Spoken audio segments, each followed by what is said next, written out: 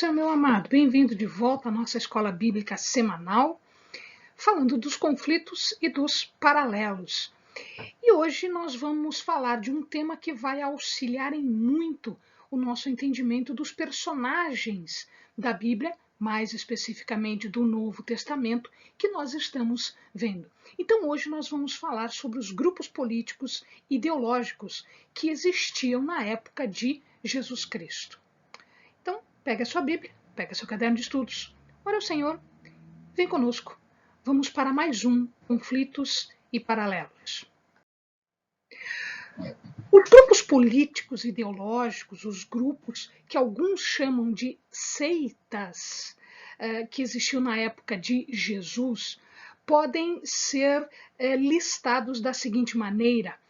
Os primeiros a surgirem foram os escribas, depois os fariseus e os saduceus, de uma ruptura na dinâmica que eles tinham já no início. Depois nós temos a menção dos essênios. Na verdade, os essênios não são citados diretamente na Bíblia, e os zelotes, que são citados na Bíblia. Então, o que nós vamos ver é a história destes grupos aqui e como eles se relacionavam com Jesus. Vamos lá, então. Para que nós possamos entender como isso acontecia, preciso lembrar que o reino de Israel, o reino do norte, havia sido levado em cativeiro pelo Império Assírio, pelo reino assírio, em mais ou menos 721 a.C. Dependendo do livro que vocês forem observar, ler, etc., existem algumas diferenças nestas datas. O reino do sul, Judá, foi levado em cativeiro não pelos assírios, mas já pelos babilônios, pelos neobabilônios, pelos caldeus, em 597, 98, dizem alguns. Tudo isso antes de Cristo. Então, o que aconteceu? Não havia mais o povo de Deus, tanto os israelenses como os judeus, haviam saído da sua terra.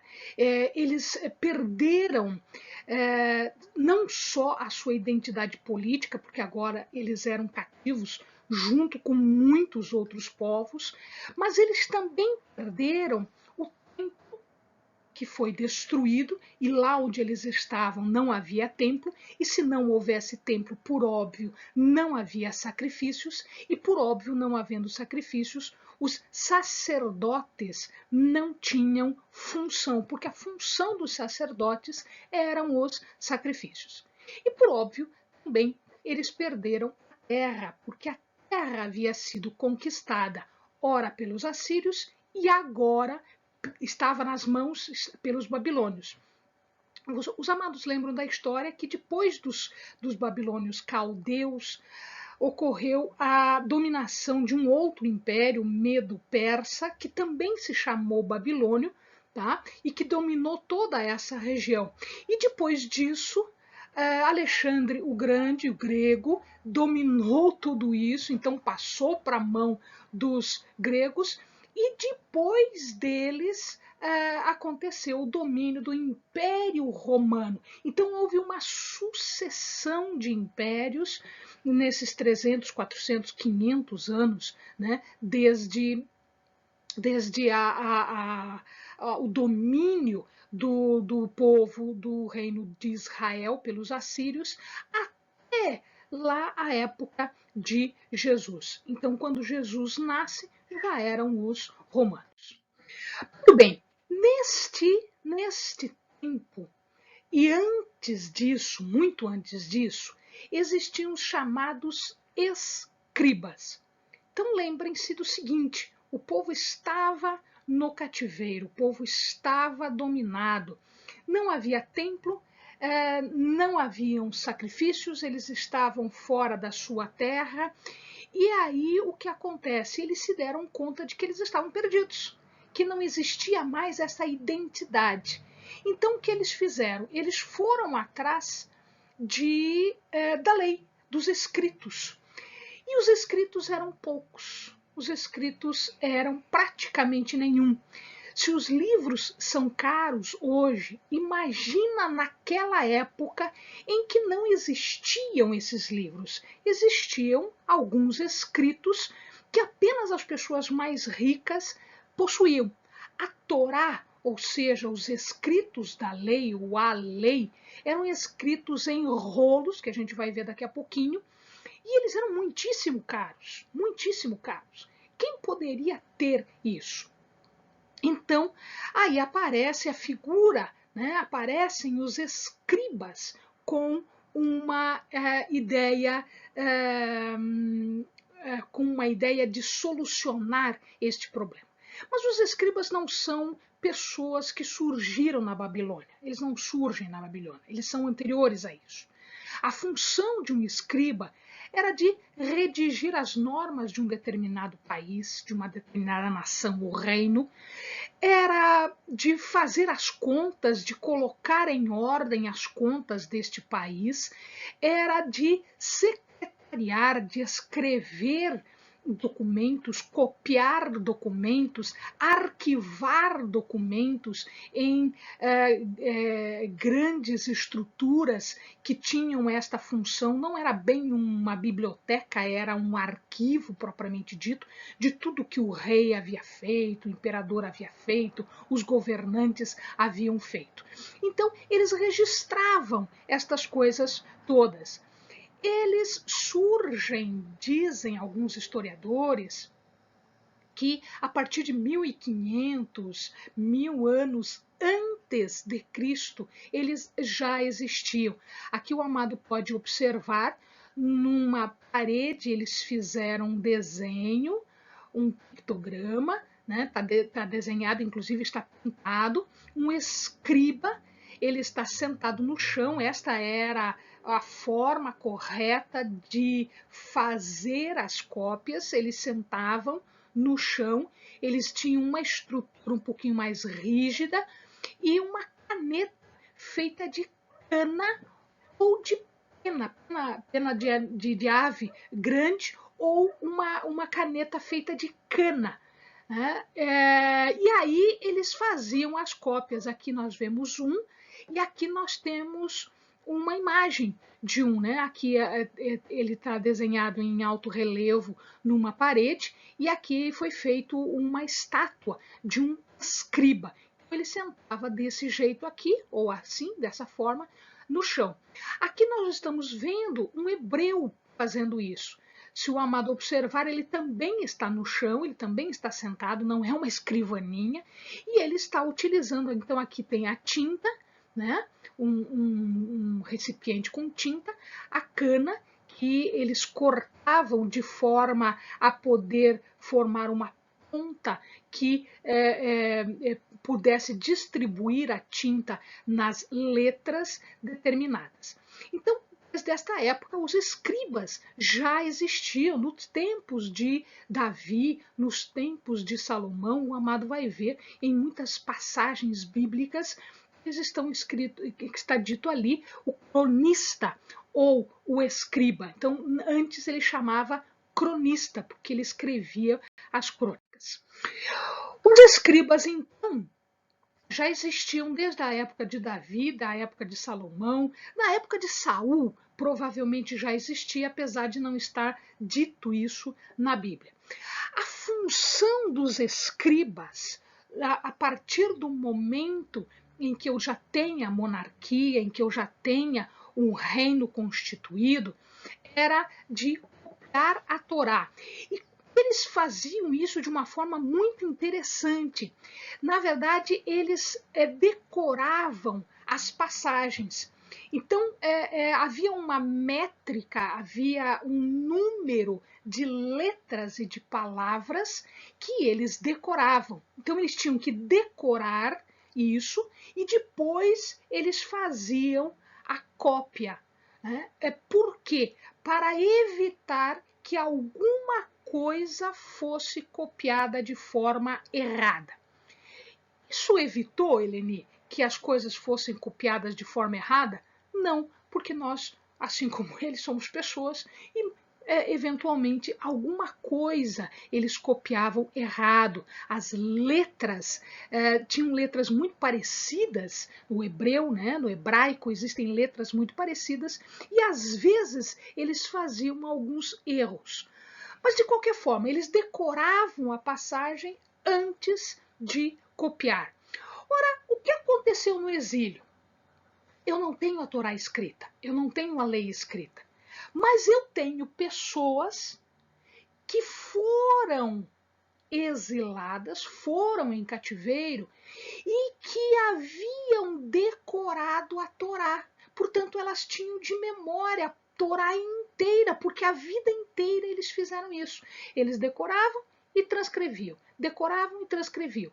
Quando eu não tenho mais Torá, o que acontece? Eu preciso desta lei, porque eles se deram conta de que eles são diferentes e que eles precisam respeitar a lei e que tudo que estava acontecendo com eles acontecia porque eles não respeitavam a lei.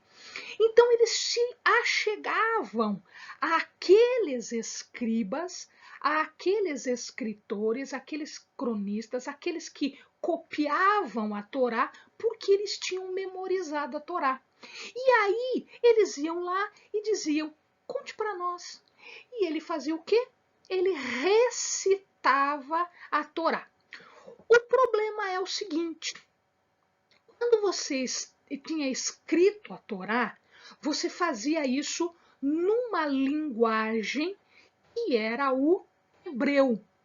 Com o passar do tempo e com o domínio da Assíria no local onde eles estavam, a linguagem, o falar hebreu passou a ser substituído pelo arameu, que é muito parecido com o hebreu, as letras são as mesmas, mas existem palavras que foram sendo adequadas. Portanto, por exemplo, aqui no Brasil, todos nós falamos português.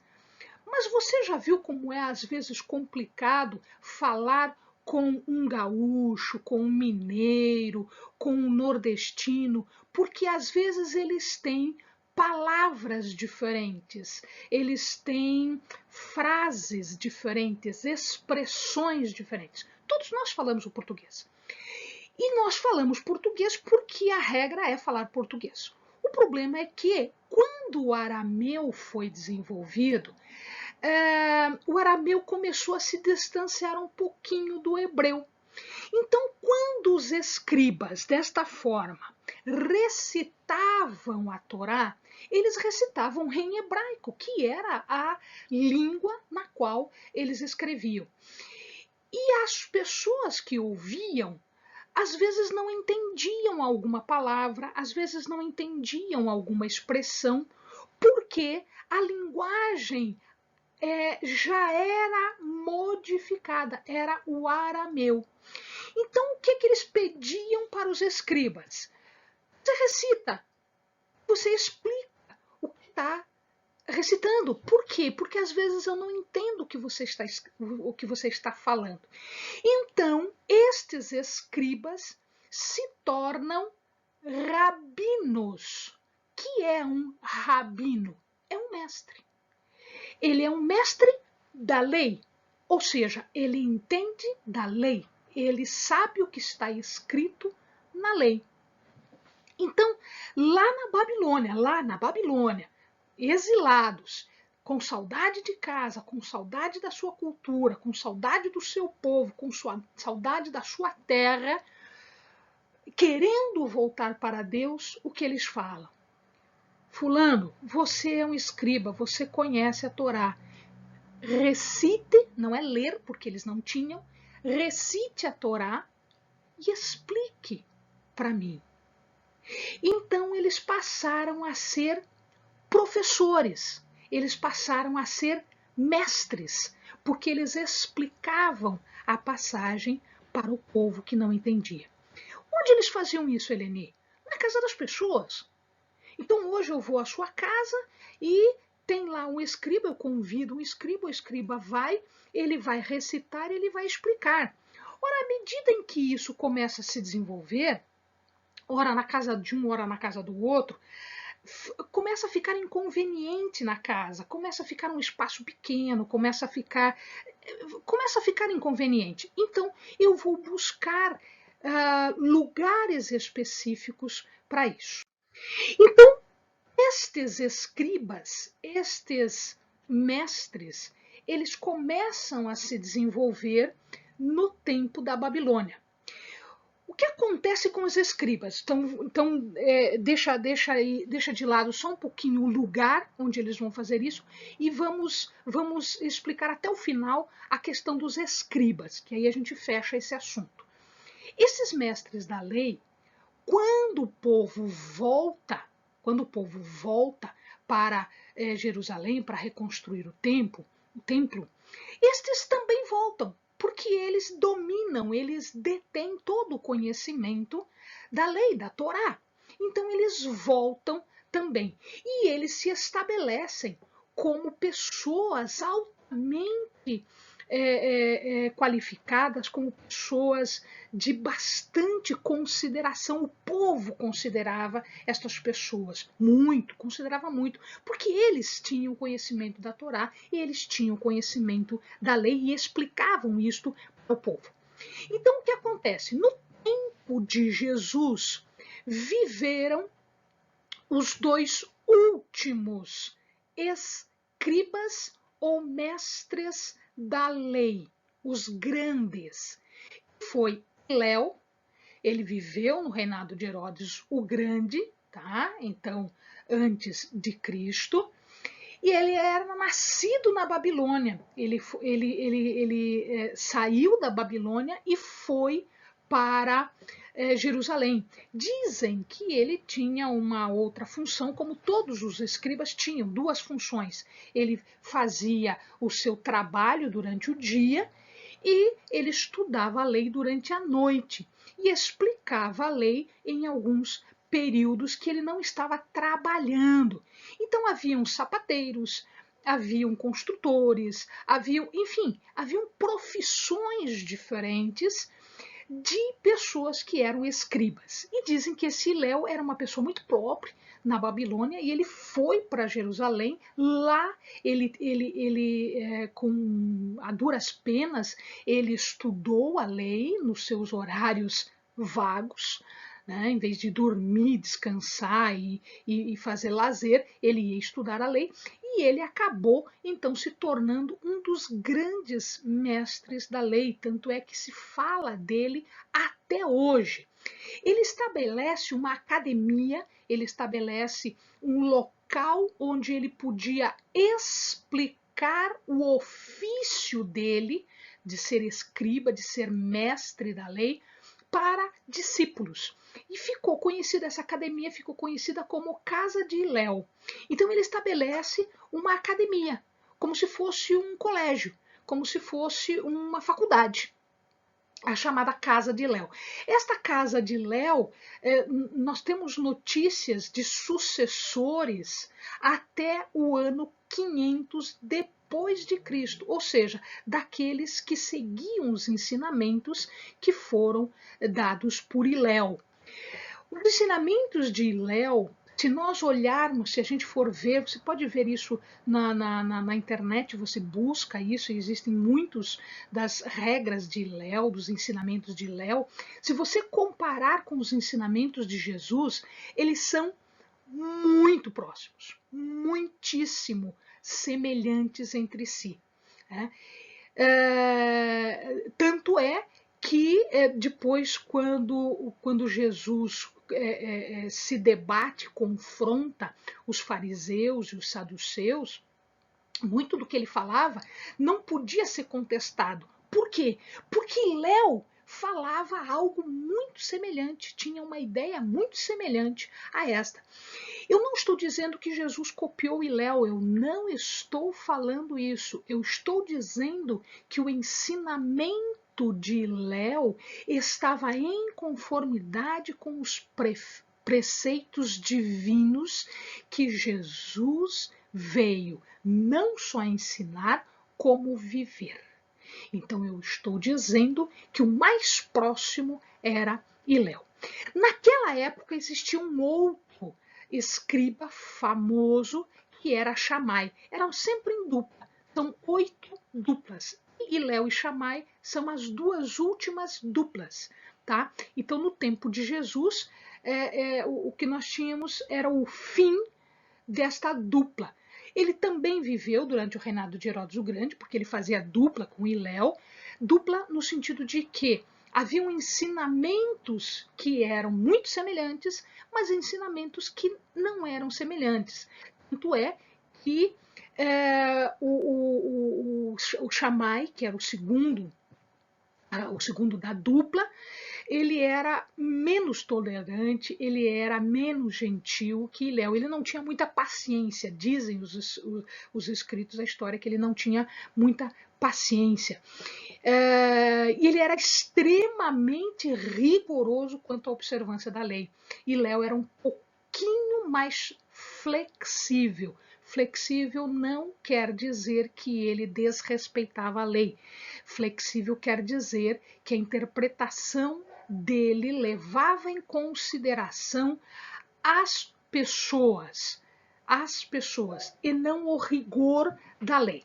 Então eram duas formas de ver a lei diferentes, duas formas diferentes. Tá? Eles formavam o que a gente chamou, né, o que eles chamavam de zugó. Zugó era sempre as duplas que dirigiam o sinédrio.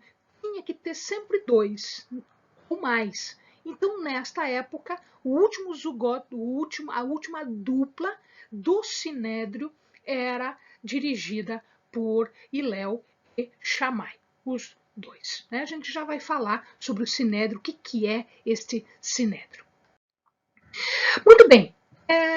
Temos outros escribas na Bíblia? Sim, a gente tem um chamado Gamaliel. Gamaliel está relacionado com Saulo de Tarso, ou o que vocês ficaram conhecendo como Paulo, porque ele muda o nome de Saulo para Paulo.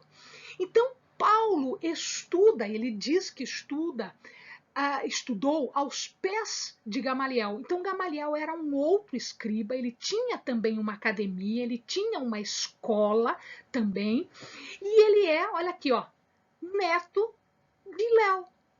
Ele vem da escola de Hilel.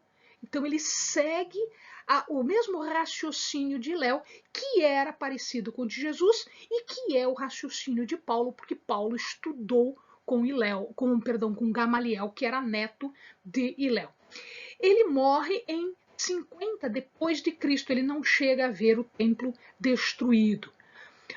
Ele defende, numa determinada passagem, se o amado observar lá em Atos 5, ele é citado nominalmente, o nome dele é citado, ele ainda está no Sinédrio, tá? Porque ele é um dos mestres da lei, ele está no Sinédrio, e quando os apóstolos são aprisionados, porque o Sinédrio ficou muito bravo, ficou muito zangado com os apóstolos, porque eles estavam fazendo a obra de Deus, eles estavam operando milagres, eles estavam pregando a Cristo, o Messias, né? Principalmente os saduceus se voltam contra os apóstolos. Quem defende os apóstolos e não tem maiores consequências para os apóstolos é Gamaliel.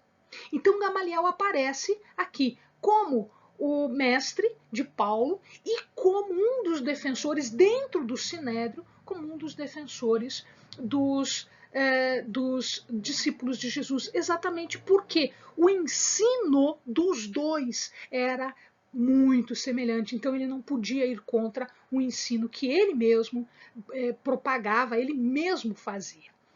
Um outro escriba é mais antigo, ele é do tempo de Jeremias, ele trabalhava com Jeremias, então Jeremias recebia as profecias, tinha então as palavras de Deus, e quem escrevia era Baruque.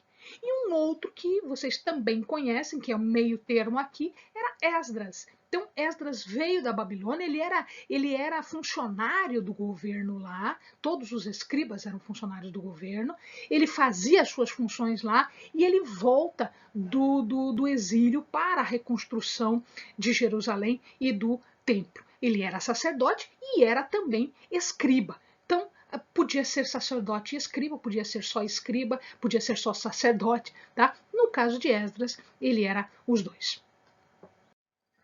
Muito bem, então aqui os amados estão vendo, né?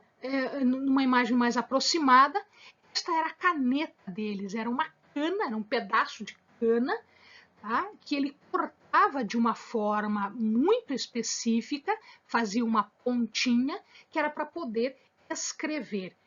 Aqui, né, as outras canas, ele tinha várias canetas, vamos dizer assim, não aparece aqui, mas sempre tinha também um outro recipiente onde se colocava a tinta com a qual se escrevia. E ele escrevia isso onde? Ele podia escrever ou num pergaminho. O que é um pergaminho? Pergaminho é o couro de alguns animais, então os animais eram mortos, a carne, ossos, enfim, ele era aproveitado para tudo, e o couro, além de outras coisas, ele também era curtido de uma forma especial para poder servir de base onde se escreviam coisas, né? Então aqui vocês estão vendo um pedaço de pergaminho. Este pedaço de pergaminho ele vem do Qumran, do Mar Morto. Então é um pergaminho do Mar Morto, um pergaminho de Qumran. Este pergaminho, este escrito aqui não é de pergaminho, porque ou ele era feito de pergaminho ou ele era feito de papiro. O que é papiro? Papiro é um vegetal que florescia, que se desenvolvia às margens do rio Nilo, no Egito.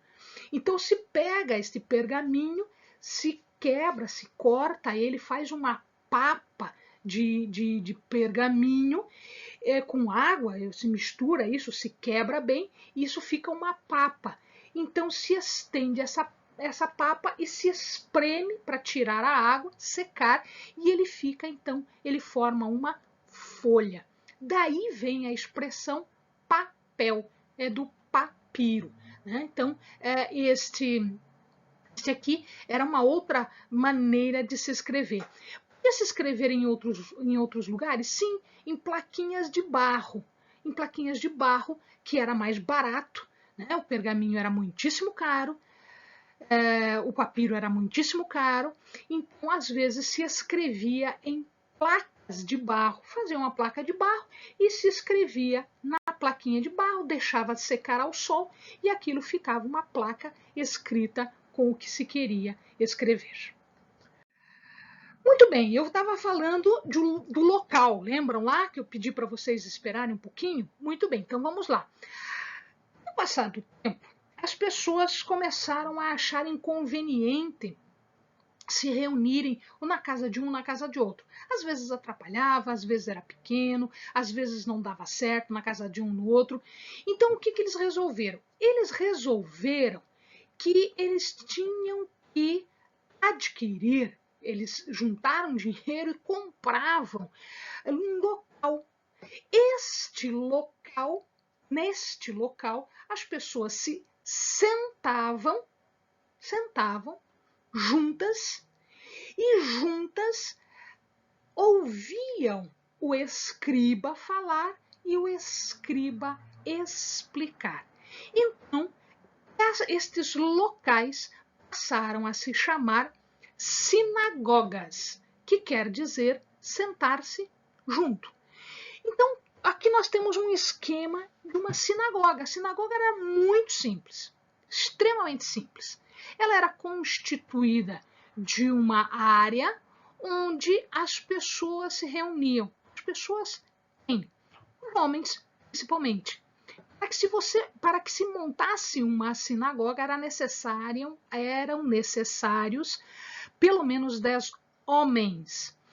Então os homens se sentavam nessa estrutura aqui dentro, então só tinha cadeira para eles sentarem, ou eles podiam sentar no chão, também era possível. E aqui eles tinham um tipo de uma mesa, que era um local um pouquinho mais alto, eles subiam então para ler. Depois, né, quando já tinha a Torá, eles liam, ou então eles subiam para falar, recitar e explicar.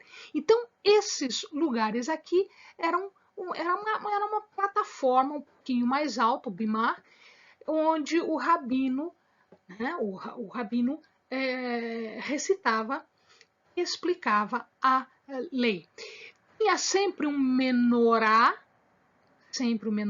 é um símbolo judeu desde a antiguidade, e havia aqui um local onde eles guardavam, quem já possuía, eles guardavam a Torá escrita. Então aqui se guardava a Torá escrita. Hoje nas sinagogas existe, todas elas têm um local que é sagrado e que a Torá fica colocada ali, e junto a ela um candelabro ou uma fonte de luz, de fogo, que não se apaga. Então eles mantêm aquilo aceso direto. Isso é reminiscência do templo, do antigo templo. Como eles não tinham, então eles fizeram algo muito semelhante.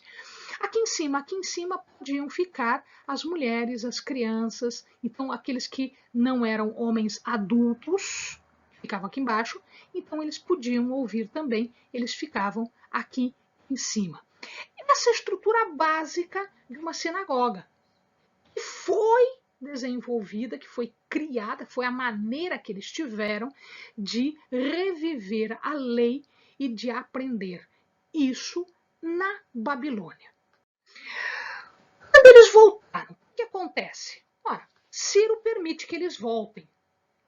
Ciro, então, faz um edito, que é o edito de Ciro, que está nesse cilindro, aqui o cilindro de Ciro, e nesse cilindro, aliás, essa era uma outra forma de escrever, né? Na pedra, eu acabei esquecendo de falar para vocês. Então eu podia escrever no pergaminho, eu podia escrever no papiro, eu podia escrever numa placa de barro e eu podia escrever na pedra. Então eram formas de escrita, né? Cada um com a sua conveniência, cada um com a sua desvantagem.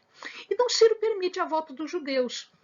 Quando Ciro permite, nem todos voltam, porque alguns já tinham a sua vida lá. Alguns já tinham feito a sua vida, já tinham se desenvolvido, já tinham feito aquilo que era necessário, né? Eles já tinham uma vida diferente, eles já estavam há muito tempo, já criaram família, já tinham seus negócios, já ganhavam dinheiro, muitos ficaram ricos na Babilônia, tá? Não se enganem em relação a isso, muitos ficaram ricos na Babilônia.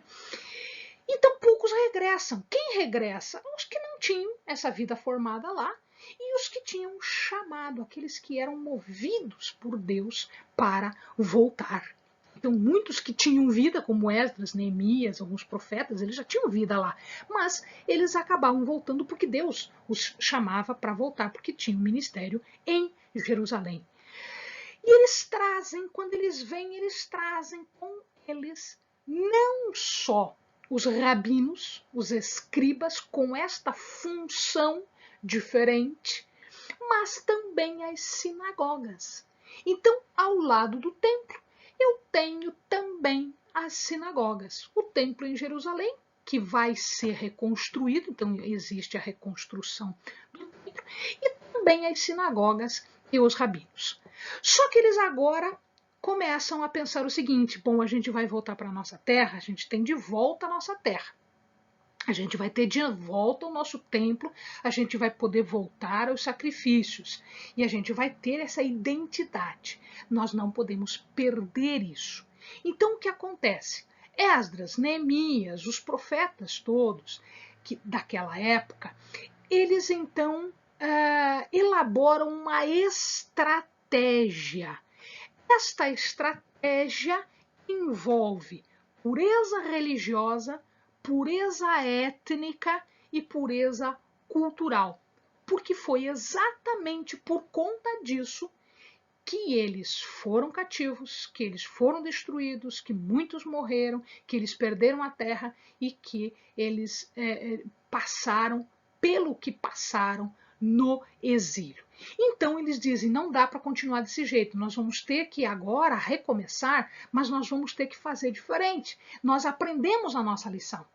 Se nós aprendemos a nossa lição, agora nós vamos ter que estabelecer regras de pureza religiosa, de pureza étnica, de pureza cultural. E aí o que eles fazem? Então vamos lá.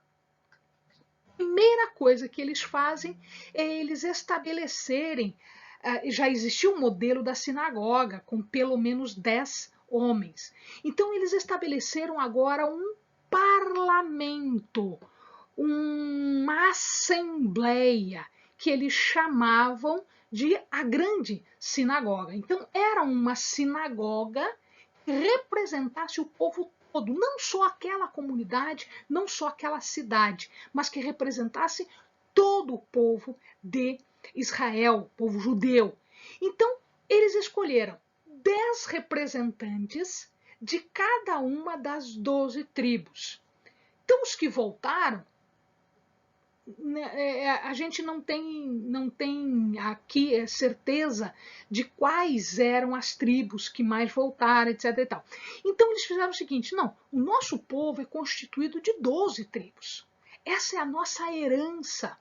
Portanto, nós vamos eleger 10 representantes de cada uma das tribos de Israel. E isso significa que a grande sinagoga, ou este parlamento, ficou formado de 120 pessoas, que representavam todo o povo de Israel, as 12 tribos de Israel. Não tinha uma mais importante do que a outra. Destes 120, alguns tinham um pouquinho mais importância devido à sua posição no momento do estabelecimento dessa grande sinagoga e no governar, no estabelecer regras, no estabelecer direcionamento. Estes eram Esdras, Neemias, que foram os que vieram da Babilônia e que fizeram as primeiras regras, que a gente vai ver daqui a pouquinho, e os profetas Malaquias, Ageu e Zacarias, que eram os profetas da restauração, que eram os profetas do retorno. Eles tinham a função de manter esta sinagoga coesa, unida, com um só objetivo, o crescimento do povo de Deus. Muito bem, a par da sinagoga, eles formam então o chamado sinédrio. O que é o sinédrio? Sinédrio, sinagoga, sentar-se junto. Sinédrio quer dizer assembleia sentada.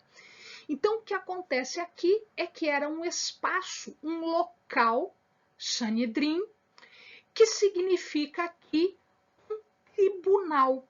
Então eles estabeleciam regras, eles estabeleciam julgamentos, as pessoas eram julgadas pelos sinédrios de cada uma das comunidades. Então nas comunidades eles fizeram as sinagogas, que era um local de estudo, que era um local para ouvir a palavra de Deus, e os sinédrios. Então aqueles julgamentos que eram feitos pelos levitas, que praticamente perderam toda a sua função, porque eles ficaram restritos à questão dos sacrifícios, tá? Aquilo que eram os julgamentos que eram feitos na porta das cidades, né, que a gente lê na Bíblia, agora eram feitos em locais específicos. Tinha que ter pelo menos 20 juízes para se estabelecer um sinédrio. O correto eram 23, porque eu tenho que ter um número ímpar exatamente se houver empate nas decisões, né? Se eu tenho 20 aqui, eu posso ter 10 sim e 10 não. Tem um empate, eu tenho que desempatar de alguma forma. Então, normalmente, eles tinham um número ímpar, que seria 23. Existiu o grande sinédrio, o sinédrio, que é citado na Bíblia, que é falado muitas vezes. Jesus esteve perante o sinédrio, os apóstolos estiveram perante o sinédrio. Este era constituído de 71 juízes, e dentre eles tinha que ter um nazi. O que era um nazi? Nazi era o presidente do conselho, era aquele que determinava como as coisas iam acontecer. Ele presidia, ele é que dava andamento nas coisas. O sumo sacerdote também era parte do sinédrio, ele era chamado de Cohen Gadol. Cohen quer dizer aqui no sentido de sacerdote mesmo. Então, ele era o Cohen, o sacerdote Gadol, maior. Então, Cohen Gadol quer dizer o maior sacerdote. Ora, o maior sacerdote era o sumo sacerdote. Tá? E um segundo em importância, que é mais ou menos um tipo de um vice aqui. Então, nós tínhamos 3 pessoas importantes aqui: o nazi, o sumo sacerdote e uma outra pessoa que era a pessoa mais de relevância, segunda em relevância em relação ao nazi. Eles sentavam-se em semicírculo, aqui vocês estão vendo, né? Em semicírculo, correto? E aqui estavam todos aqueles que entendiam da lei e que poderiam julgar uma pessoa. O sinédrio ele foi dissolvido em 358 depois de Cristo, segundo as informações históricas, tá? 358 depois de Cristo. Então, quando Jesus esteve entre nós, existia sinédrio. O sinédrio já havia sido constituído, formado por Esdras, Neemias, naquela época, quando voltaram da Babilônia, e ele durou até 358 depois de Cristo. Muito bem, o que Esdras e Neemias fizeram para a pureza étnica? Então, aqui nós vamos ver algumas questões importantes. Essa pureza étnica, primeiro, então, se você ler o livro de Esdras, se você ler o livro de Neemias, você vai ver que os dois exigiram que todo homem que fosse casado, principalmente se ele era levita sacerdote, todo homem casado com uma mulher que não era das tribos, que não era judia, israelita, ele deveria se separar, ele deveria expulsar, deixar ir as suas esposas. Exatamente para que não houvesse mistura. Né? A gente já viu nas histórias antigas, nos personagens antigos, como esta mistura trouxe problemas para o povo de Deus. Né? Lembrem-se de Salomão. Salomão começou a ter problemas quando ele começa a fazer acordos internacionais na medida em que ele casava com mulheres estrangeiras. Então, esses casamentos mistos, essas mulheres estrangeiras, elas foram liberadas aqui. Será que todo mundo aceitou isso? É óbvio que não. Então, quem não concordou simplesmente disse: eu não quero saber disso, eu amo a minha mulher, eu amo os meus filhos, eu vou ficar com eles. Então, eu prefiro eles do que o Senhor. E eles foram, então, para uma outra região, eles não voltaram para a Babilônia. Eles foram para uma região, a região da Samaria. Agora eu já estou entendendo algumas coisas que aconteceram com Jesus. Isso mesmo. Então veja lá. Quando o povo da Samaria, povo de Israel, do reino do norte, do reino de Israel, ficou cativo dos assírios, eles foram também exilados, eles foram cativos para Nínive e para as cidades vizinhas de Nínive. E as cidades daqui, da região de Samaria, elas praticamente minguaram.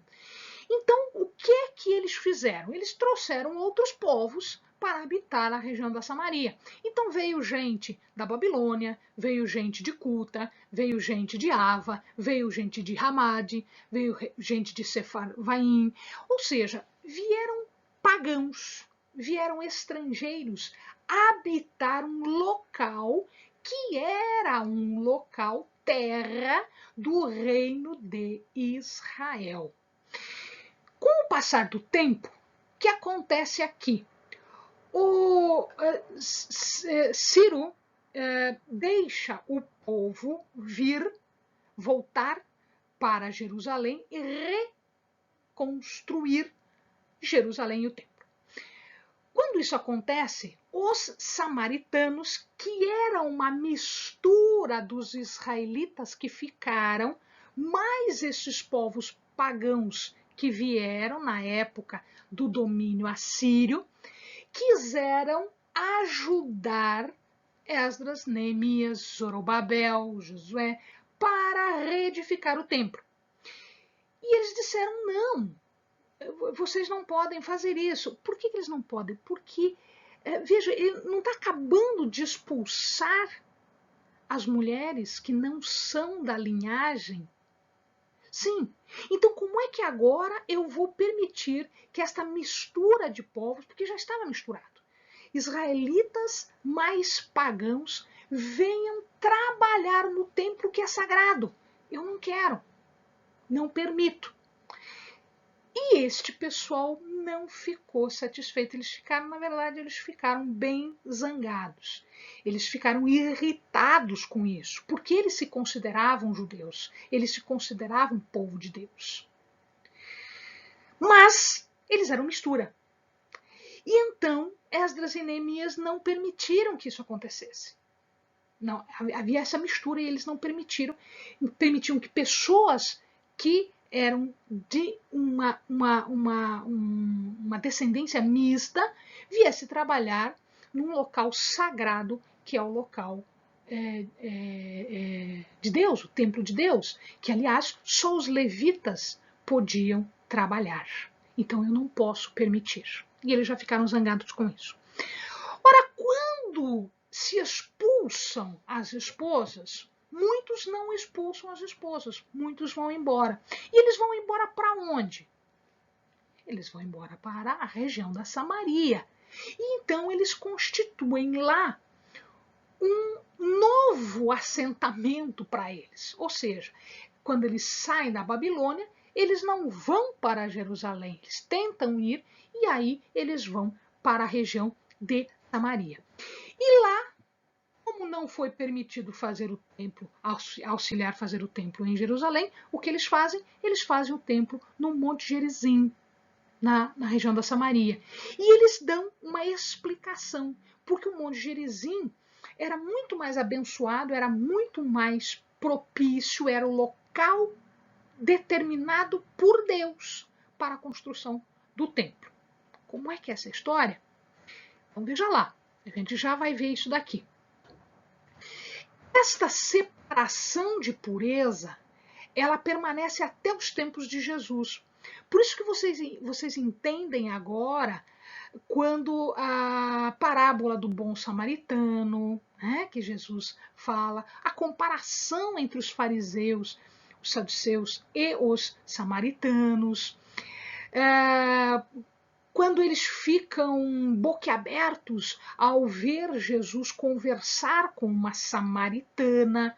Você entende a conversa que Jesus teve com a samaritana, perguntando onde é o templo, né? Para a samaritana. Então veja, agora a gente entende essas coisas todas que estão contadas lá no Novo Testamento que aconteceram na vida de Jesus.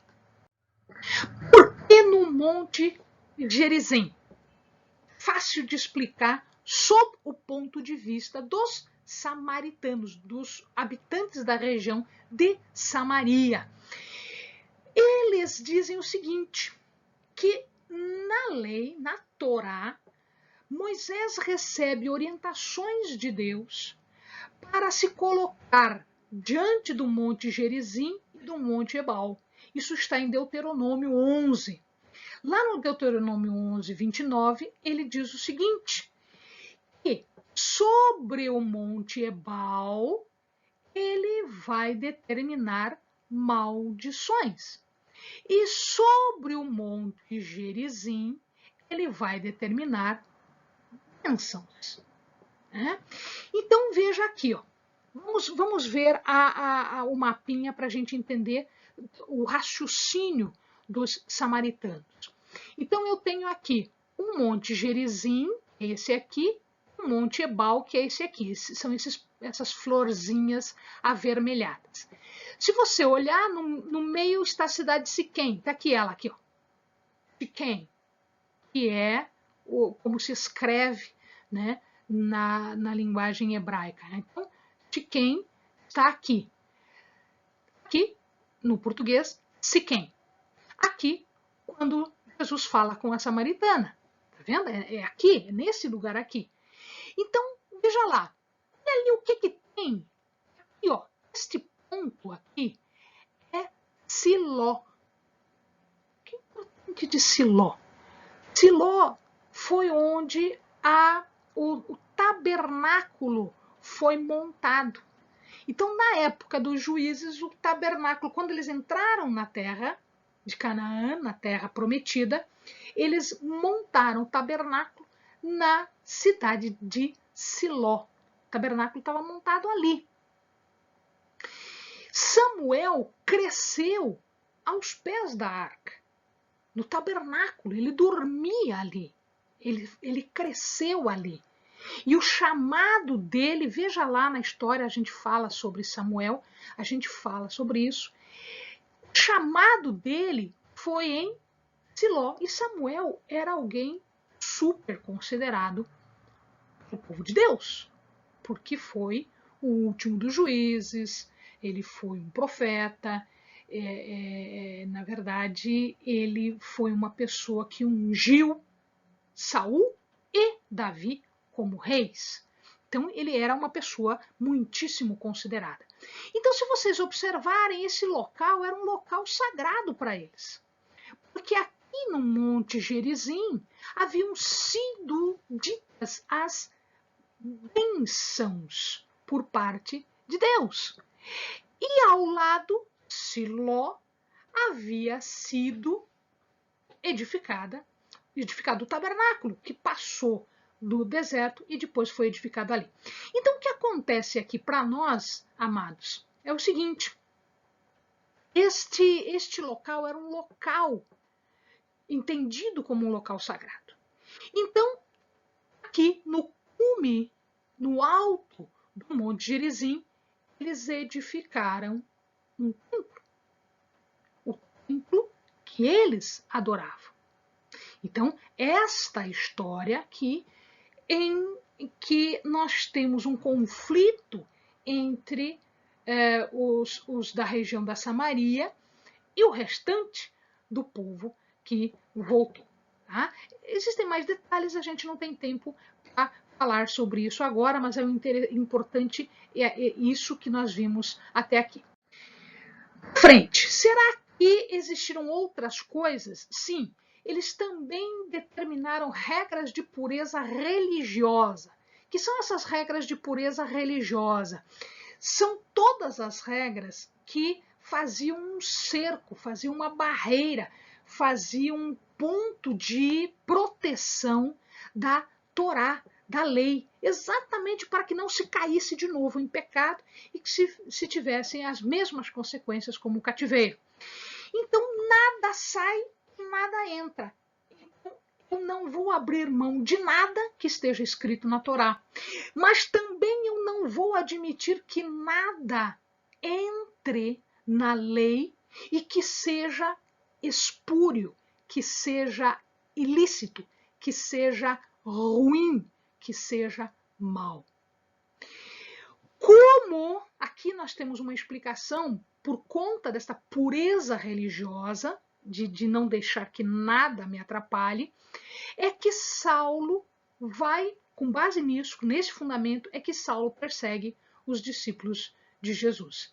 É porque os fariseus e os saduceus se colocam na retaguarda, né? Eles se colocam prevenidos contra Jesus, principalmente contra os ensinos depois que ele deu e que depois eram feitos por seus discípulos.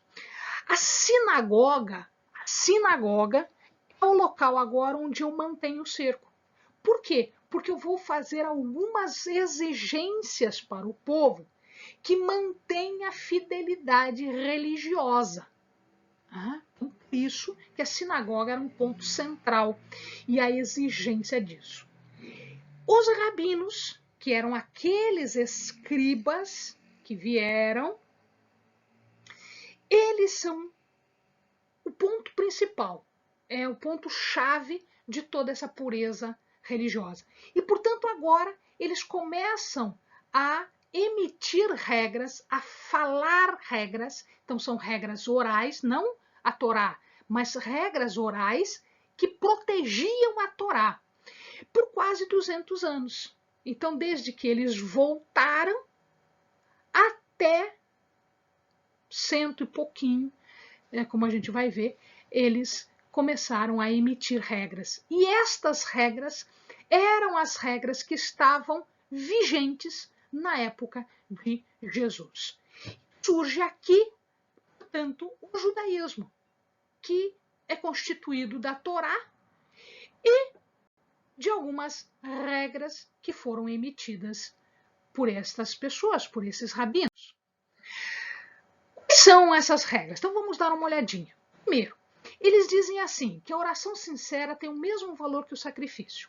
Bom, se a oração substitui o sacrifício, porque ele tem o mesmo valor que o sacrifício, eu não preciso sacrificar, basta uma oração sincera. Significa que, o que eu faço com os sacerdotes? Eu não preciso de sacerdote, porque eu não preciso sacrificar, eu tenho uma oração sincera. Aqui, o seguinte, então a minha salvação não depende mais do sacrifício, a minha salvação em termos de observância da lei, né? A minha religiosidade não depende mais do sacrifício? Não, depende de uma oração. Então agora a responsabilidade é minha, então existe uma responsabilidade pessoal no cumprir as regras. Não é mais o sacerdote, agora sou eu. Isso muda muito, porque o povo antes ele estava centrado no sacrifício que era feito no templo. E agora eu não preciso mais disso. Basta uma oração sincera. A reunião passou a ser obrigatória. Todos tinham que se reunir pelo menos uma vez por semana em uma sinagoga. Que dia? No Shabá, no sábado. No Shabá eu tenho que me reunir numa sinagoga, em nenhum outro, numa sinagoga. E o que eu vou fazer lá, Eleni? Você vai ouvir a lei e você vai ouvir a explicação da lei, que é feita por um rabino. Significa agora que eu vou ter que ter um rabino por comunidade. Então eu estou dando mais valor ainda aos rabinos do que aos sacerdotes. Você está vendo como eu estou mudando um pouquinho esse raciocínio? Estabelecem não só que eu tenho que fazer isso, mas eles estabelecem o que eu vou ler, que é o chamado Tanar. O Tanar é constituído pelo Pentateuco, que é a Torá, são os 5 livros, né? Gênesis, Êxodo, Número, tá? Então, esses livros, Gênesis, Êxodo, Números, Levíticos, Deuteronômio, então, esses 5 livros, então eu vou ter que ler isso, eu vou ter que ler uma parte dos profetas e as leituras especiais, que eram os salmos, provérbios, poesia, ou seja, o restante da lei. Também fica estabelecido qual parte eu vou ter que ler em que dia. Então, aquela porção que eles chamam de paraxá, tá? Aquela porção deve ser lida num dia, no outro dia, no outro dia. Então, eu tenho toda a Torá lida durante um ano. Daí, no ano seguinte, eu volto, porque cada dia eu sei o que ler, para não ser nem mais, nem menos do que é necessário. E por quem deveria ser lido? Eles eram chamados de aliá, aqueles que sobem. Lembram lá na sinagoga que tinha um local específico que era mais alto? Então eles subiam para ler. Então os aliá. O Cohen, se tivesse algum Cohen, ele deveria ler primeiro a primeira parte, que era a Torá. Depois, um levita, que deveria ler a segunda parte, que eram os profetas. E depois, um convidado, um visitante, que deveria ler a terceira parte. Nenhum rabino podia escrever alguma coisa e ser lido ali. Só a Torá deveria ser lida. A Torá, os profetas e esses livros especiais deveriam ser lidos. Não o que era escrito. Então, todos os ensinamentos eram orais, para que não se confundisse a lei oral com a lei escrita, que era aquela dada por Moisés e os profetas. E eles estabelecem como se deveria interpretar a Bíblia, como se deveria interpretar os escritos. Uma outra situação era a pureza cultural, que era a terceira pureza que eles tinham.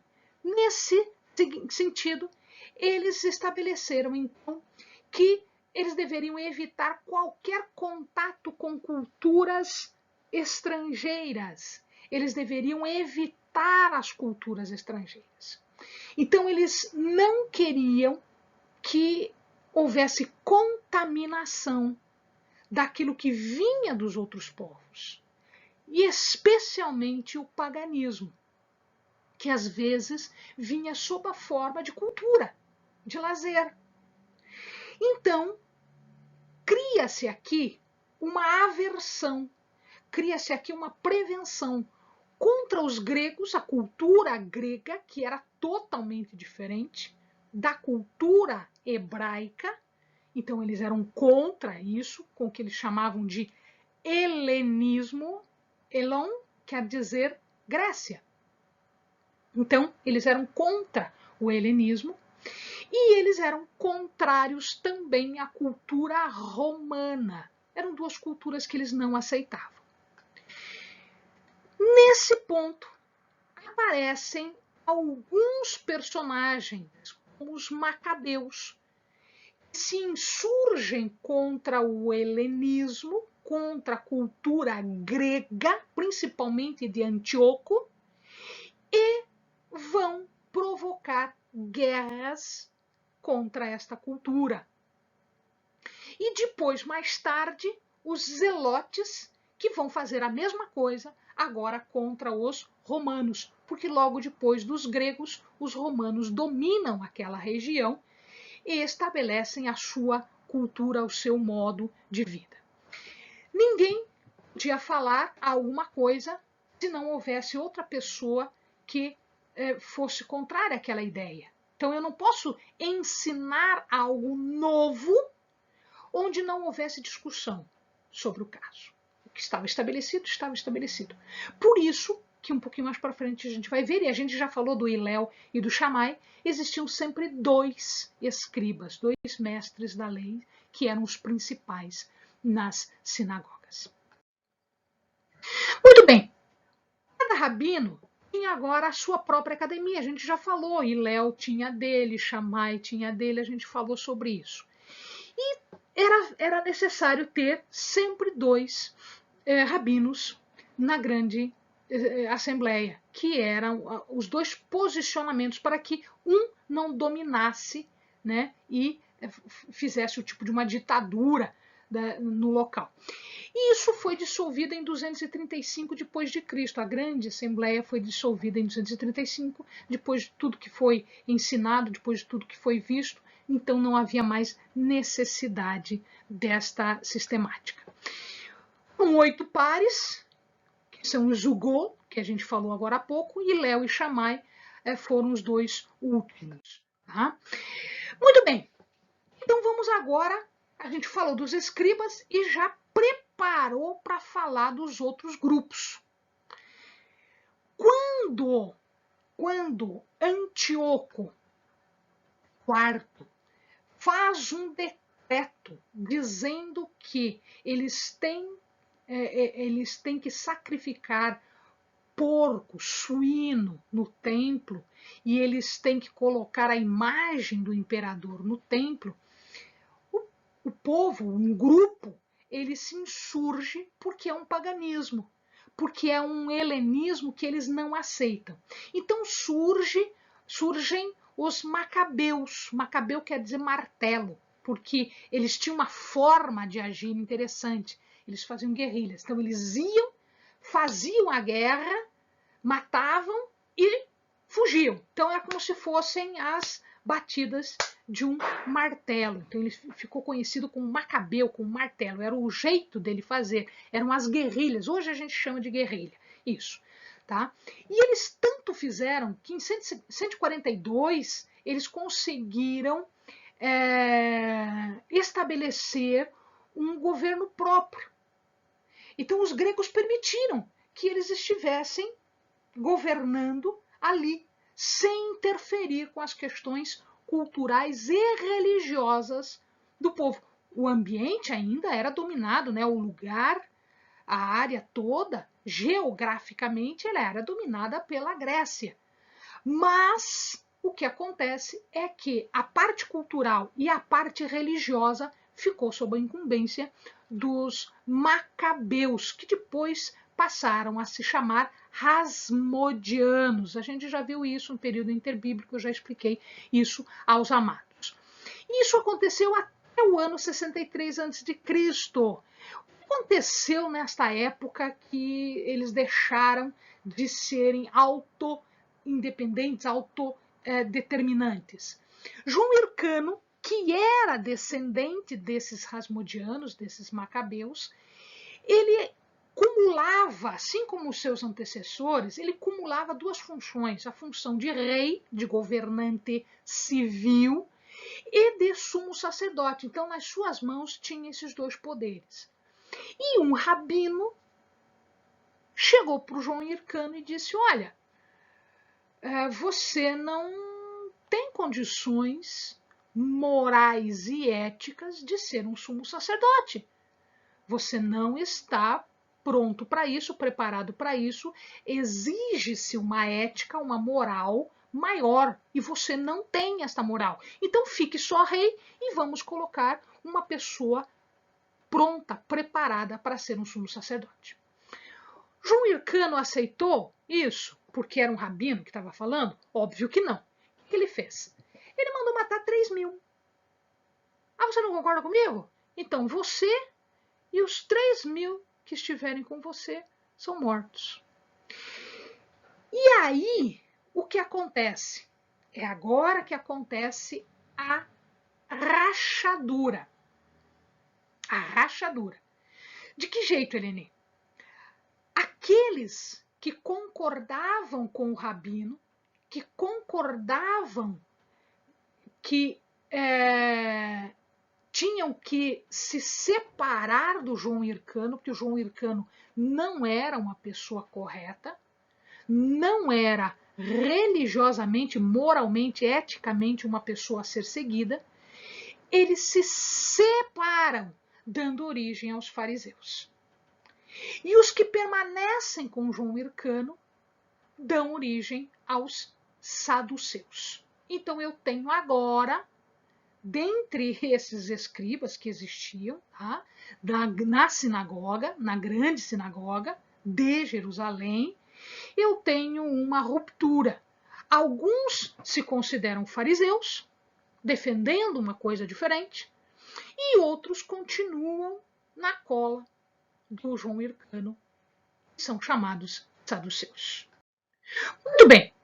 Quem eram esses fariseus, esses separados, também autodenominados de santos, porque eles eram mais puros em relação às leis?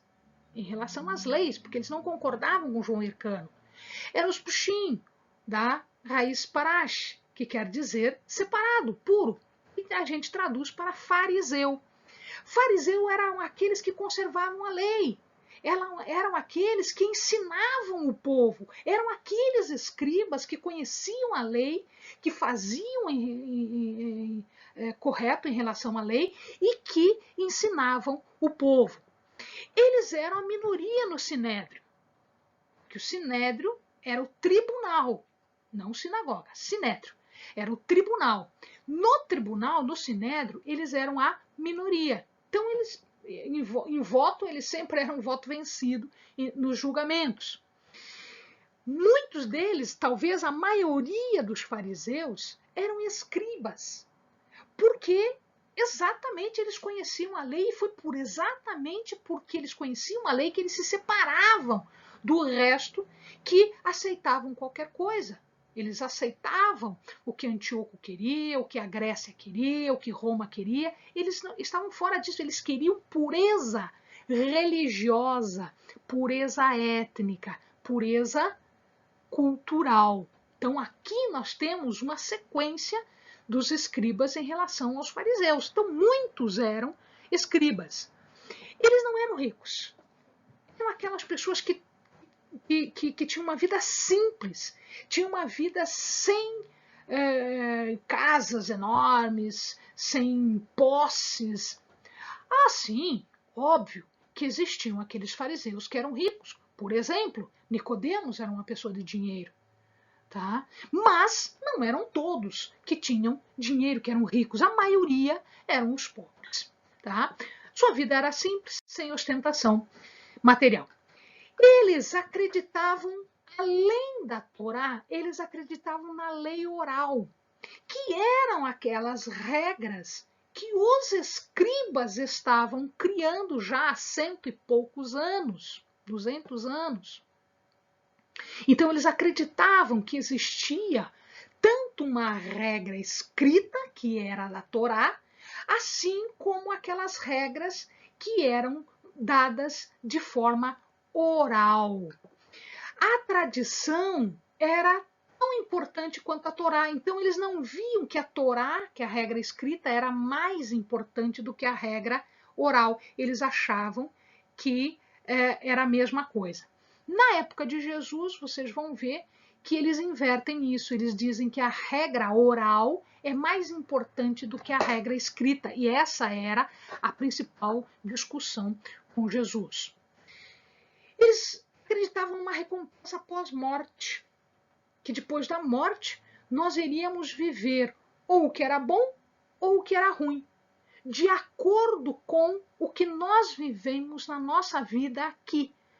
O que é bom, o que é ruim, trazendo o que é bom e o que é ruim na vida depois que nós morremos.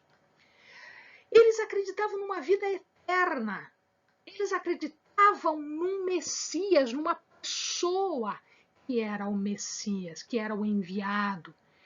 Eles acreditavam em anjos, eles acreditavam em milagres, eles acreditavam na ressurreição, eles acreditavam no céu e no inferno.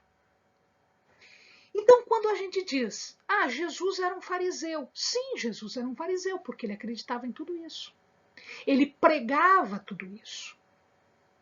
O problema é que os fariseus, eles se desviaram um pouco destas regras gerais. E é por isso que Jesus chamou a atenção deles, para que eles voltassem para o caminho correto. Porque eles estavam certos naquilo que eles falavam, naquilo que eles ensinavam. Tá? Eles só tinham um problema de atitude. Em relação a Jesus, então, Jesus aceitava, aprovava os ensinos deles. Tanto isto é verdade que numa determinada passagem ele diz assim, façam o que eles falam. Ouçam o que eles falam e façam conforme o ensinamento deles. Mas não façam como eles fazem. Ou seja, eles tinham um ensinamento correto, mas eles estavam desviados. Tá? Principalmente porque, às vezes, eles colocavam a tradição, aquilo que eles achavam que era correto, acima da lei escrita. E que deveria ser a principal, o fundamental, né? Então, nós temos aqui uma parte muito importante. Jesus brigava bastante com os fariseus? Sim, Jesus brigava bastante. Por quê? Porque eles estavam muito próximos da verdade, mas eles estavam deixando passar um ponto, sabe? Estava tão pertinho para eles só tinham que voltar um pouquinho em relação à sua atitude, não em relação às suas crenças, não em relação aos seus ensinos, mas em relação àquilo que eles faziam. Aquilo que eles faziam. Jesus reprovava que os fariseus eles viviam numa aparência de santidade. Por isso que, às vezes, quando você fala tal pessoa é um verdadeiro fariseu, está dizendo que ele é um hipócrita, porque ele fala uma coisa e faz outra, porque ele vive uma aparência de santidade quando ele não é santo. Então, muitas vezes, o fariseu é tido assim. Não são todos, são alguns. E estes que foram chamados a atenção. Não todos. Eles tinham a tradição oral acima da tradição escrita da Torá. Isto era errado. Eles eram legalistas, ou seja, quando eles aplicavam a regra, eles não usavam de humanidade, eles não usavam de misericórdia para com as pessoas. Eles exigiam das pessoas além do que as pessoas podiam dar-lhes. Não tinha misericórdia, quando o nosso Deus é um Deus misericordioso. Importa mais o coração do que o sacrifício? Importa mais a obediência do que o sacrifício? Sim, para eles não. O que era regra, então era um legalismo acima de um coração, acima de misericórdia. Eles não tinham essa compaixão. Agora, os fariseus reclamavam de Jesus? Sim, os fariseus reclamavam de Jesus. Eles diziam que Jesus comia com pecadores, comia com os publicanos, comia com os cobradores de impostos, que eles abominavam os cobradores de impostos. Nem todos, mas alguns falavam mal dos cobradores de impostos. Eles diziam que os discípulos de Jesus não jejuavam, quando todo mundo jejuava, os discípulos de Jesus não jejuavam. Eles diziam que Jesus não respeitava o sábado para fazer as coisas. Jesus não fazia o ritual de purificação. Amados, todas essas reclamações dos fariseus são da lei oral e não da lei escrita. O pecador tem que ser salvo. O pecador tem que ser buscado. O jejum, se eu faço o jejum de má forma, de forma errada, ele não me serve para nada. O jejum não é melhor do que a minha obediência, do que o meu comportamento. No sábado, eles não permitiam curar. Mas eles tiravam uma ovelha que caía numa valeta, eles iam lá e tiravam. Ora, então a cura de alguém, a libertação de alguém, era menos importante do que uma ovelha que tinha caído numa valeta? O sábado, aonde está escrito que não é para curar no sábado? Eu tenho duas regras, a regra da cura e a regra da observância do sábado. Se a cura acontece no sábado, não existe regra que diga que eu não posso fazer isso, a não ser aquilo que os fariseus achavam que não podia ser. Portanto, não era uma regra. Jesus não estava desrespeitando a lei. Aí não fazer ritual de purificação. Onde é que está escrito na Torá que eu tenho que lavar a mão? Então, o que acontecia é que eles impunham regras e depois eles exigiam de Jesus estas regras, dizendo que Jesus não estava obedecendo a lei deles, a lei que eles tinham feito para a conveniência deles. Então essa era a questão. Tá? Aí eles fizeram armadilhas para Jesus, perguntando sobre o divórcio, perguntando sobre os impostos. E Jesus responde para eles em conformidade com a lei escrita, que era a regra. Era a regra básica. Amados, eles tinham uma interpretação errada, a interpretação conveniente. E, portanto, eles queriam pegar Jesus. Foi aqui que Jesus, então, explicou como um verdadeiro mestre da lei, como um verdadeiro rabino, faria de explicar a lei escrita. Frente. O que eles fizeram contra Jesus? Eles fizeram um conluio, enviaram guardas para prender Jesus no Getsêmani. Eles investigam os milagres de Jesus. Eles formam uma cilada, não só eles junto com os saduceus, junto com os escribas que não eram nem fariseus nem saduceus, todos eles, inclusive os herodianos, os que eram de Herodes, o filho de Herodes, o grande, né? Todos eles fazem um conluio para prender e matar Jesus.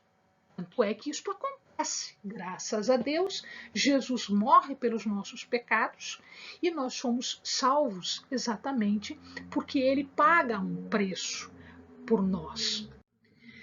O lado positivo dos fariseus é só negativo? Não, lógico que não. Alguns tinham comunhão com Jesus. Simão, que era um importante fariseu, convida Jesus para ir à sua casa e Jesus vai comer na casa de Simão. Nicodemos vivia conversando com Jesus e ele faz todo o cerimonial de enterro de Jesus, né? Ele e João de Arimateia. Eles avisam para Jesus quando Herodes começa a entrar em acordo com os fariseus e os saduceus, os escribas, os sacerdotes, para matar Jesus. Então eles avisam. Nicodemos, Gamaliel, Saulo, são todos fariseus. Se eu for classificar Jesus, eu classifico também como fariseu, porque ele é mais próximo ideologicamente, religiosamente, ele é um fariseu do que um saduceu, que a gente vai ver daqui a pouquinho. Tá? Então, eu tenho um lado positivo dos fariseus. Nem todos os fariseus eram ruins. Alguns eram ruins. Tá? Alguns. Saduceus. Dizem alguns, eles vêm de Sadoc. Sadoc era o sumo sacerdote na época de Davi, na época de Salomão. Então, Salomão restaura o sumo sacerdócio único na pessoa de Zadok.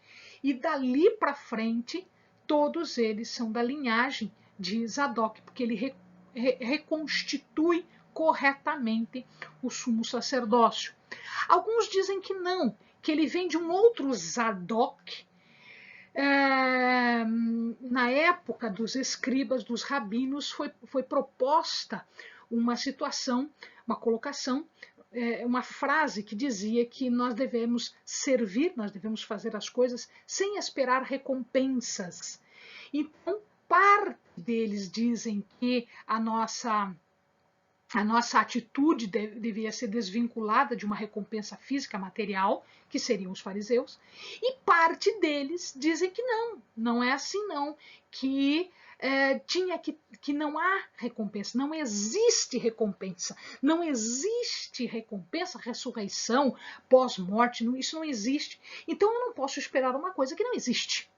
Estes foram chamados saduceus, vindos de Zadok, né? Ou Zadok.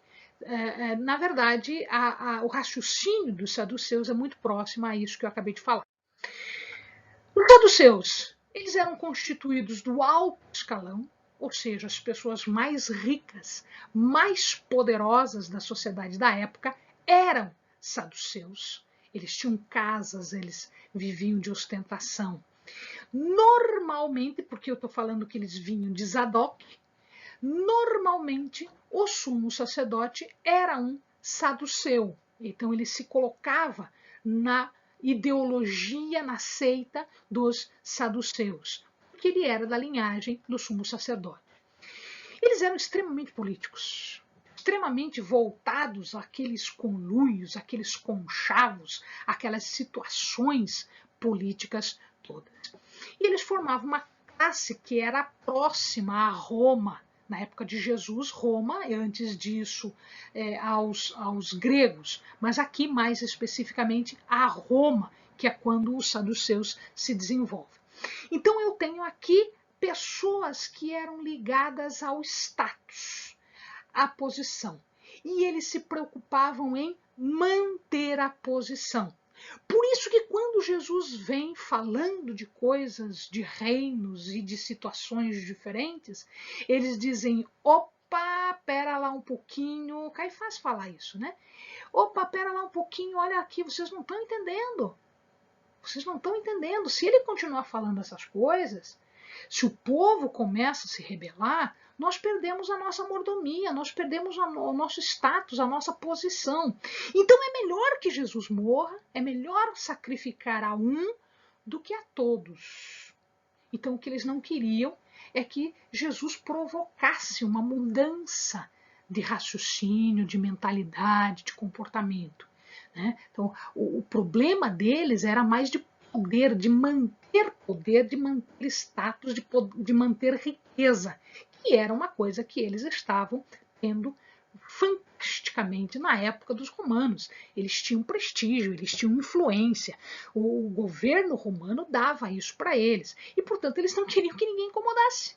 Jesus estava incomodando, Jesus estava questionando o poder de Roma. Não diretamente, mas quando ele falava de um outro reino, eles imaginavam que isso fosse de forma material. Eles gostavam da helenização, eles gostavam de cultura de fora, estrangeira, eles gostavam do que Roma podia dar, do que a Grécia podia dar. Portanto, eles estavam quebrando aquele princípio de uma segurança cultural. Os saduceus quebravam isso, já desde a época de Antíoco, que a gente viu agora há pouco, quando os fariseus se separavam. Então os mocinhos aqui são os fariseus. Os saduceus são aqueles que eram contrários a toda a cultura judaica. Claro que os mocinhos também se perverteram um pouquinho, por isso que Jesus brigava com eles. Eles eram os chamados sacerdotes na época de Jesus. Eles eram chamados sacerdotes. Por isso que às vezes não vem a palavra saduceu, mas vem a palavra sacerdote quando Jesus criticava. Então, são estes aqui. Esses saduceus eram responsáveis pela manutenção do templo, inclusive pelos sacrifícios. Por isso a gente fala em sacerdotes. Alguns não eram sacerdotes, alguns não eram, eles só se filiavam ao grupo D, mas a maioria eram os sacerdotes. Eles administravam o Estado tanto dentro quanto fora, por isso o vínculo que eles tinham com Roma e, portanto, as ordens que eles davam em alguns lugares. Eles eram a maioria no Sinédrio, portanto, as decisões judiciais eram dependentes, inclusive, do grupo dos saduceus. Eles coletavam impostos também, porque eles mantinham o governo e eles mantinham o exército. Eles tinham um exército e era mantido com o dinheiro dos saduceus. Então, quando se fala em comprar alguma coisa, quando se fala em 30 moedas que foram dadas para trair Jesus, de onde saiu isso? Saiu do dinheiro do templo. E quem é que controlava isso? Os saduceus. Então não eram só os fariseus. Os saduceus também têm parte importante no que aconteceu com Jesus. Os saduceus, eles eram céticos. Eram pessoas que não acreditavam em muitas coisas. Olha só, eles não acreditavam no Messias, eles achavam que Messias não era uma pessoa, que Messias era uma era, é uma época, é um tempo. O tempo messiânico, não o Messias, mas um momento em que eu estou vivendo.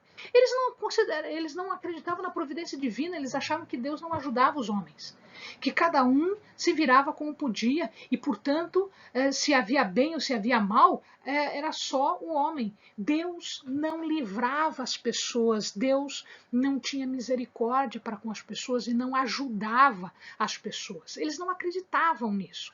Eles não acreditavam no céu, no inferno, eles não acreditavam na ressurreição, eles não acreditavam em recompensa aquilo que você está fazendo, nos galardões daquilo do ministério das missões. Eles não acreditavam em anjos, eles não acreditavam nestas coisas. O homem é que fazia o seu destino.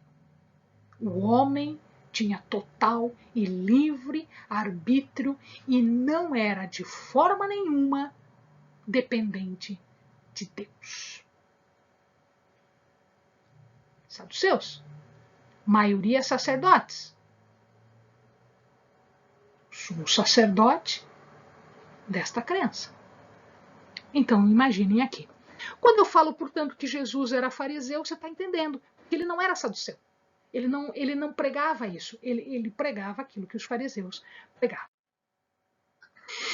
Eles testaram o ensino de Jesus. Não, óbvio, Jesus estava ensinando coisas que não eram da sua crença.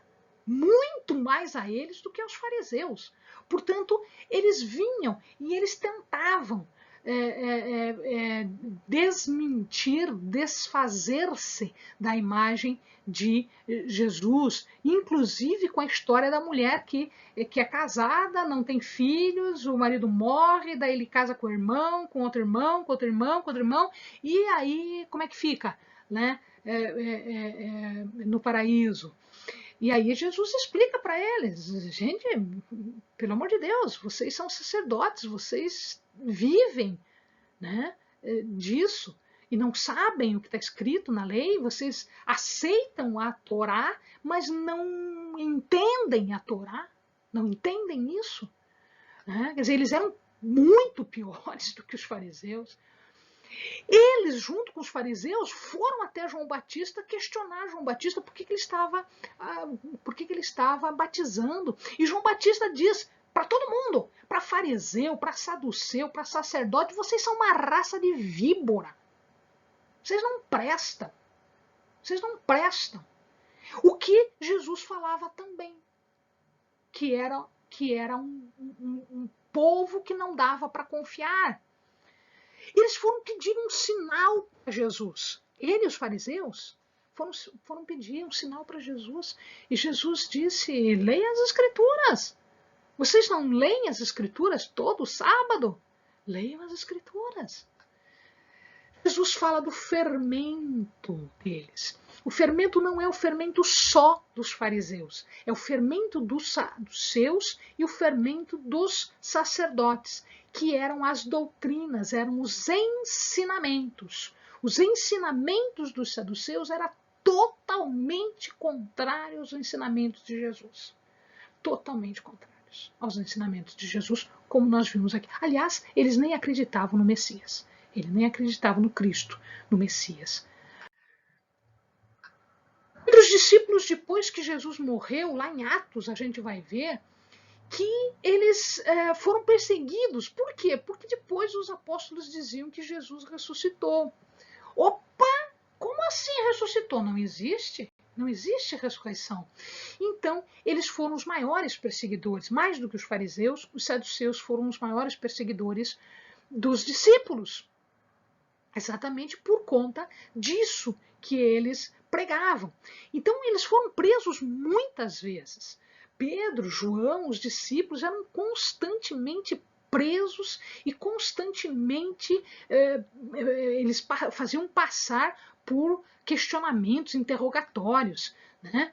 O próprio Paulo ele vai comparecer perante o Sinédrio. E aí, para se livrar disso tudo, ele diz, não, eu estou aqui porque vocês não creem na ressurreição. Pronto, foi feita a bagunça, aí parte do Sinédrio acreditava, os fariseus, parte não acreditava, os saduceus, e aí a confusão foi feita e eles tiraram Paulo de lá. Né? Então, eles eram levados constantemente, não só diante no Sinédrio, como diante deles para serem julgados, para se explicar, porque o Sinédrio era um órgão, era um tribunal, era um órgão de julgamento. Muito bem. Os essênios não são contados na Bíblia, eles não se fala sobre os essênios na Bíblia. Mas, indiretamente, nós temos questões em relação aos essênios. E sim, pode significar, vem de uma palavra que pode significar piedoso. Era a seita, era a ideologia mais próxima da tradição escrita da Torá. Eles eram os mais puros possíveis. Portanto, eles saíam do convívio do dia a dia das pessoas, normalmente eles estavam retirados, e eles viviam a religião no seu dia a dia. Então, para começo de conversa, quando eles acordavam, antes de qualquer coisa, eles oravam, eles abençoavam o dia, eles pediam bênção do Senhor. Então, eles começavam e terminavam o dia em adoração, em oração ao Senhor. Eles dividiam as suas posses, as pessoas não tinham coisas, eles compravam tudo em comum e eles viviam em comunidade para adoração, para estudos. Tá? Uma coisa muito interessante e característica desse povo é que eles tinham rituais de purificação. Então, eles faziam banhos diários de purificação. Algumas das comunidades dos essênios, eles trabalhavam para ganhar a vida, claro, porque as coisas também precisam ser adquiridas. Então, aquilo que eles precisavam adquirir tinha que ser comprado por dinheiro. Então, eles faziam algumas coisas e eles eram muito bons ceramistas, eles trabalhavam cerâmica. Muitas dessas comunidades faziam isso. Muitos eram escribas, eles escreviam rolos, eles escreviam coisas. Tá? Quando se trabalha com a terra, entende-se que a pessoa ela fica impura exatamente porque ela está trabalhando com a terra. As pessoas se sujam trabalhando com cerâmica, trabalhando com barro. Então eles faziam rituais de purificação, para, depois de trabalhar, para ir comer, para ir estudar. Então eles tinham estas coisas, esses rituais, esses banhos diários de purificação para se limpar, né? Era uma limpeza não só física, mas era uma limpeza ritual, era uma limpeza espiritual, banhos. A maioria deles não considerava o casamento, a maioria deles eram solteiros e as comunidades eram constituídas, às vezes, de homens, mulheres e crianças que eram levadas para lá para aprenderem, como João Batista. João Batista, dizem os escritos, que ele passou parte da sua vida com essênios para aprender. Então, nós temos aqui uma pessoa conhecida cujos ensinamentos eles refletem exatamente a ideologia dos essênios. Muito bem, eles tinham uma vida simples, uma vida de oração, uma vida de consagração, uma vida de adoração e de estudos. E eles viviam principalmente nos desertos e existia uma comunidade no Monte Carmelo, que era conhecida, e em alguns outros montes. Tá? Eles pregavam uma pureza judaica, ou seja, sem mistura com outros povos, sem mistura com o pagão, sem mistura com o helenismo. Então, muito próxima dos fariseus. Provavelmente, eles foram autores dos chamados manuscritos do Mar Morto. Qumran provavelmente foi uma comunidade essênia, porque tudo isso que a gente falou aqui era observado em Qumran. João Batista, como eu disse a vocês, morou bastante tempo no deserto e provavelmente foi educado pelos essênios, naquela parte inicial da sua vida, antes dele começar o ministério. Aqui nós temos, talvez, se efetivamente é uma comunidade essênia, talvez a mais importante de todas. Aqui, ó, Qumran, no deserto, ele fica próximo de Jerusalém, aqui é deserto, é uma área desértica, está próximo de Jericó, próximo ao Mar Morto. Então, Qumran, aqui eu consigo enxergar Qumran, eu consigo enxergar o Mar Morto lá mais para trás, né? Dependendo da foto eu consigo enxergar um pouquinho mais para trás, fica 1 quilômetro mais ou menos. Tá? Aqui são os restos do que era Qumran, e aqui uma piscina onde se realizavam os banhos rituais, onde as pessoas mergulhavam para fazer um ritual de purificação. Qumran é muito conhecida porque foram encontrados manuscritos, rolos, principalmente de Isaías, mas de toda a Torá, foram encontradas nas cavernas de Qumran. Finalmente, os zelotes são aqueles que têm zelo pelas coisas de Deus. Todos nós devemos ser zelotes, temos zelo pelas coisas de Deus. Entretanto, estes zelotes eram assim chamados porque o zelo tinha sido levado até as últimas consequências.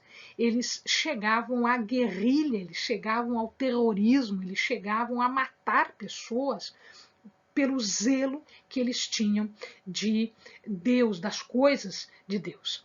Um dos apóstolos era chamado Simão o Zelote, para diferenciá-lo de Simão Pedro, que recebeu depois o nome de Cefas ou Pedro, que a gente vai ver, né? Nós temos um vídeo para cada um deles. Então, eles eram zelotes exatamente porque eles levavam o seu zelo até as últimas consequências. Os historiadores dizem que o início dos zelotes se deu mais ou menos na época de 6 a.C., quando determinou-se um censo. Ora, por que ele ia se insurgir contra o censo? Porque no censo eu tenho que pagar imposto. E aí eles eram contra as coisas de Roma e contra pagar impostos. Então Judas Galileu encabeçou esta revolta, dando origem a este movimento que é chamado movimento dos zelotes, os zelosos. Tá? Eles não aceitavam Roma, não aceitavam o poder que Roma tinha sobre eles, eles achavam que era um povo separado, que eles não tinham nada a ver com Roma e, portanto, Roma não deveria estar determinando a vida deles, muito menos pagando imposto. Tá? Então, eu não tenho que pagar imposto para um povo pagão, para um povo que não é o povo de Deus. Eles eram extremamente radicais, por isso que eles ficaram conhecidos, então, como zelotes, no sentido da sua radicalidade. Eles eram extremamente violentos. Os zelotes, então, fizeram várias revoltas. A última revolta se deu no ano de 60 e alguma coisa, 68, 69, depois de Cristo. E aí os romanos se cansaram dessas revoltas, dessas contínuas guerras, guerrilhas, etc. E aí eles mandaram o exército, né, do Império Romano, que era famoso pelo seu exército, eles mandaram o exército que marchou sobre Jerusalém, e aquilo que os saduceus tinham medo, aquilo que os fariseus tinham medo, aconteceu aqui. Quando, então, os zelotes provocavam tanto Roma, que Roma veio com os exércitos e destruiu tudo. Ele destruiu o templo, que Jesus já havia previsto que ia ser destruído, no ano 70 depois de Cristo, foi tudo destruído, inclusive os judeus, todos eles foram expulsos.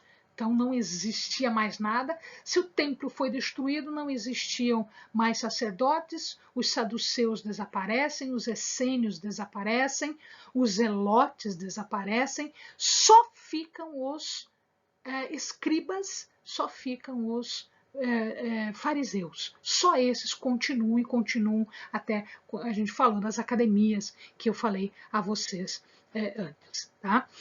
Muito bem. quando eles são perseguidos e muitos são expulsos, o que acontece é que a grande maioria foge para um lugar chamado Massada. E lá em Massada eles são cercados, existe um cerco de alguns anos, e eles são totalmente destruídos. O exército, quando está chegando próximo à destruição, eles matam-se uns aos outros, até que o último conta a história que o último deles comete suicídio. Tá? Então, eles morrem, todos eles morrem num cerco que o exército romano faz em Massada.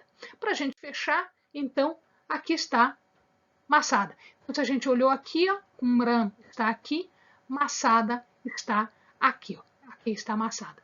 Massada é, portanto, um conjunto de uma cadeia montanhosa. Massada foi construída por Herodes aqui em cima. E os zelotes, eles fogem para cá. Eles fogem para cá. Aqui são os restos de Massada. Massada foi totalmente destruída, não existe, existem só essas ruínas aqui. E se você olhar um pouquinho para frente, esta água que está aqui é então o Mar Morto. Tá? E, amados, a aula de hoje foi um pouquinho mais longa porque eu queria explicar tudo isso para vocês, uma vez que de agora em diante vocês podem continuar ouvindo as histórias acerca de cada um dos personagens e aí vocês vão fazendo essas relações, tá? A gente vai entender com isso muita coisa do Novo Testamento, dos chamados evangelhos e principalmente algumas coisas das cartas que foram escritas depois. Amém, meus queridos. Paz seja com vocês, bons estudos, Deus lhes dê sabedoria, entendimento, conhecimento, discernimento para que isso tudo que nós tenhamos visto possa ser aproveitado na vida espiritual dos amados. Bons estudos, fiquem com Deus.